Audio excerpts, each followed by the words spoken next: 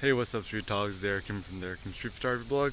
So, the thought of today is this notion of following yourself instead of following others. So, this is what I believe. The purpose of higher education, schooling, our religions, and so forth was created for the purpose of making us more obedient, to make us more generic, and to make ourselves you know good good cogs in the machine essentially. And consider, if you're a student that was ever rambunctious, couldn't sit down, obey the teacher, whatever.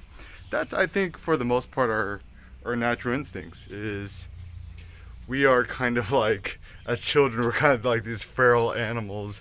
And I think that's actually when we're the most creative and we're the most innovative and when we have the most power and energy. And actually, I think one of the worst crimes against humanity is the fact that we're like medicating our children to make them be able to sit down and pay attention to boring shit. If anything, if you have quote unquote ADHD, it's probably the best thing that you could have, or by being bored easily, I consider that actually my superpower. And I'm sure that if I went to school today, they would have, and my mom or my parents were like some educated folk, I'm sure they'd have me on at least five different types of drugs, because even when I was a kid, I wasn't able to sit down and really pay attention. And I'm always fooling around and socializing, whatever.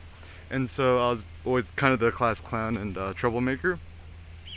And I feel like that's kind of like our superpower, and that's what makes us unique. And the tricky thing is when you're as kids growing up, we start off pretty quite pure, and as we get older, we're indoctrinated to don't say that, or don't think that, or don't act that way, or don't think that.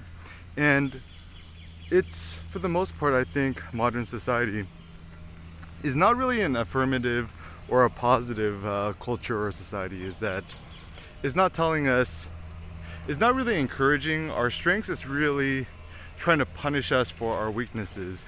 And I think one of the things I'm the most grateful for actually is my mom. She's kind of my hero in the sense that she never really told me what not to do or what not to say or what not to think. For the most part, I mean, to a certain extent, of course, but she actually always encouraged my artistic sense. She always encouraged me to think differently, and that's, I think, what helped me personally develop myself into the person I am today, and taught me to challenge convention. Also, shout out to my teachers Terry Anderson and Mark Jepson at UCLA when I studied sociology as undergrad. Probably the best education I got as an undergrad in college, ironically enough, is to teach myself to question everything and to essentially become more skeptical of society and to essentially desocialize or deprogram myself. So if we think about this from like a computer science analogy, um, what we've been taught as kids growing up, it's kind of like the operating system inside our brain. And over time, you install all these apps, and all these apps really work together. And your mind starts to become more buggy. It starts to slow down because we have all this bloatware inside our heads. And it seems the best way to make a computer run faster is to uninstall superfluous apps, or to delete junk, or to clear out trash, or clear out our cache. And I think perhaps maybe our mind works the same way too, is that in order to become smarter or more intelligent or better thinkers, is not for us to just kind of read more and to add more knowledge to our brains, but just to subtract superfluous ideas and superfluous information from our brains. And so, even for myself, I found that the best way for me to focus or to think or to act or create is actually for me to zen out, to become more of like digital zen, where for the most part I try to check or use email or use the internet as little as possible, or else my brain just cannot think. And even I'm recording this on a phone, but I don't have an internet connection on my phone because I know my habits. I'm like so addicted to the internet. If I have access to the internet, I'm going to use it, and I'm not going to be able to focus on one thing at a time. And therefore, I opt to have phones without a phone plan. So whenever I'm connected to Wi-Fi, I could just kind of use it that way. So it's kind of all the upsides of having a smartphone without the downsides, which is constantly being connected and always being on. So anyways, so every single day I'm trying to follow more myself, follow more my own instincts, follow more my own gut, because I think generally speaking in our gut or our system, we kind of know what's good or beneficial for us, and we know what's bad or not beneficial for us, yet we lack the courage to obey ourselves, because part of it might be a sense of duty or guilt, like, you know, this guy sent me an email and I must respond because that's what responsible human beings do, rather than thinking to yourself, oh, you know, I really want to work on this creative project, and I know that by opening my inbox it's going to distract me and take me off the rails from my own creative thriving.